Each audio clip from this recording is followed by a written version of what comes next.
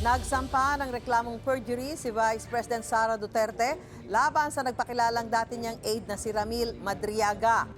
Inihain ng bise ang reklamo sa Taguig Prosecutor's Office. Ayon sa bise, panahon na para managot si Madriaga sa mga anyay kasinungalingan at mga imbentong kwento para daw linlangin ang publiko.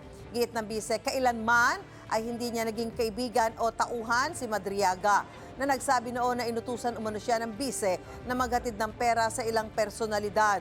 Ang kanyang testimonya ay isa sa mga batayan ng impeachment complaints laban kay VP Duterte.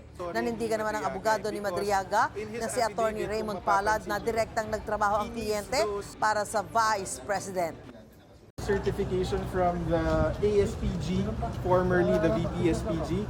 We have a certification from the Department of Education, and we also have a certification from the Davao City local government attesting that there has never been any Ramil Madriaga that was employed or otherwise connected with those offices. Wala kaming concern dyan sa mga certification na yan.